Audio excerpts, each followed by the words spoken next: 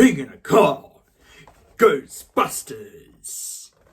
Hey everyone, welcome back to another review, and this is my review for Ghostbusters Frozen Empire. So first off, apologies for the very big delay for this review. There was one particular movie that I wanted to go see before this, and then stuff just got in the way and I wasn't able to see it when I wanted to see it as well.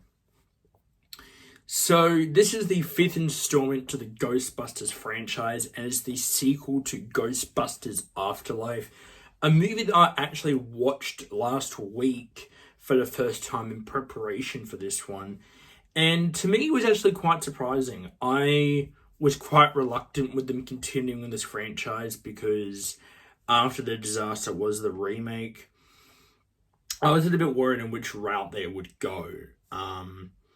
And I think the route they went in were making a direct sequel to the original timeline of films, but having it be 35 years later was actually a really clever idea. So, does this sequel live up? Let's find out.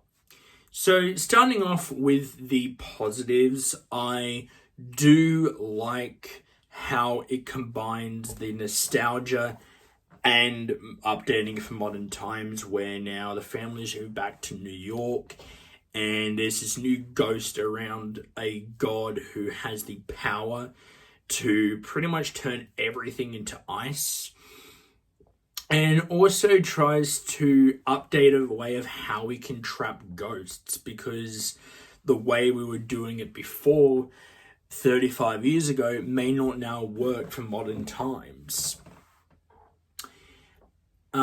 Moving on to the mixed, for me, I felt the same towards this movie that a lot of people felt towards Afterlife, where there is just a bunch of characters in here and it feels like there's just too much. I do understand that's maybe where people felt a little bit with Afterlife. This is what I felt with here, which leads me on to my negatives, and that is my main problem with this movie, is that it feels so unfocused. Where you have one story leading on with McKenna Grace's character Phoebe not actually, being able to bust ghosts because she's only a kid, and then she ends up befriending this Casper the Friendly-like ghost, who has a reveal which I won't go into for spoiler reasons. You have Paul Rudd's character where he's trying to be a father figure towards the two kids. You have Ray, who's now running this antique shop with podcast. You have Winston trying to run his own life now. Same with Peter.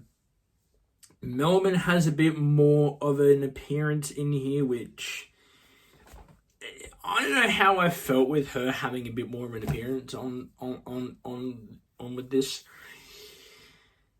And so yeah, and this was one of my more anticipated films of the year. And at the end of the day, I really didn't feel like calling the Ghostbusters here. This is one of those films that I'm like, yeah, if I'm in trouble, I don't know if I want to be calling the Ghostbusters in this film, which is such a disappointment, because with the surprise that was Ghostbusters Afterlife, I was really hoping, I was praying the fact that we'll be able to continue this again in the right direction.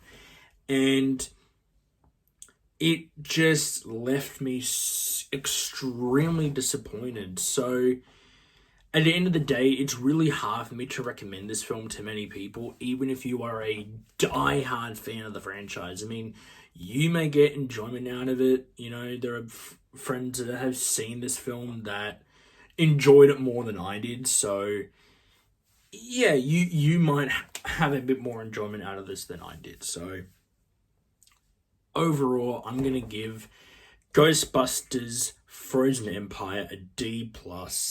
To me, there's just too much flaws within it, particularly with the story being unbalanced and unfocused, that I can't give it a higher grade. Is this going to end up in my bottom 10 of the year? I wouldn't say definitely yet.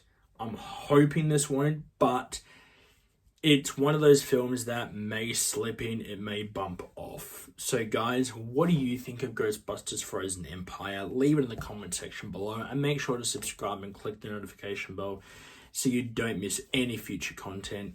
Guys, movies may be good, movies may be bad, but I do think